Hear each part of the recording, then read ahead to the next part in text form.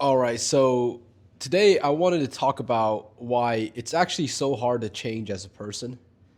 And I'm writing a book, and this is one of the biggest chapters, and it's ego death.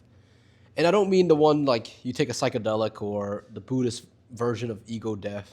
I don't mean any of those. This isn't so spiritual.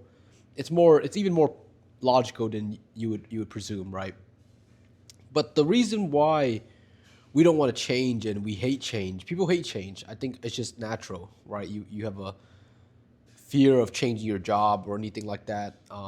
People hate just major changes, and the reason we hate it is because anytime a major change happen in your life, you are essentially killing the old version of you. And one of the chapters of this book I'm going to write is just how fragile identity is.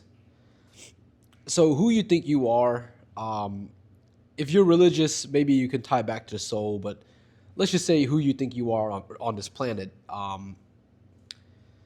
is not consistent throughout however long you live, right? If you think about who you were as a 14-year-old and who you are as 24-year-old and who you are as 34, I'm 24, but who I'll be at 34, it's going to be probably very different, right? So which version of you throughout time is the most true version of you, right? Hard to say. And that kind of goes back to change. So when you change your identity in a big way, you change job, you're no longer a a salesperson. You are now a nurse. I don't know how big the jump can. You know what I mean? Your identity shifts so much. And this goes even further to if you were to move cities, right? Let's just say you go from a really um, packed city-like environment and you go to a rural area in the United States. Who you are would be so different, and that I think that's why the reason why we hate to change is because the ego clings on. The current version of you is clinging on, and I noticed this about myself.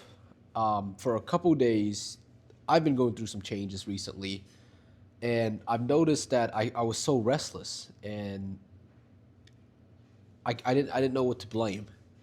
But I think what to blame, what I found was, and I'm still kind of, thinking about it all the time. And what I found was that I was not really willing to change fully. So I said I'd do certain things. I'd said I wanted to accomplish certain things, but my day to day activities didn't act or didn't match the characteristics of a person that wanted to accomplish those.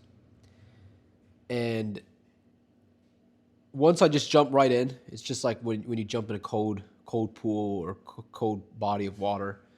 It frightens you a little bit before, and when you're right in there, maybe it startles you again. But after maybe a few seconds, you just sit there. Um, it just becomes a new normal, and that's what change is, right? When you go from being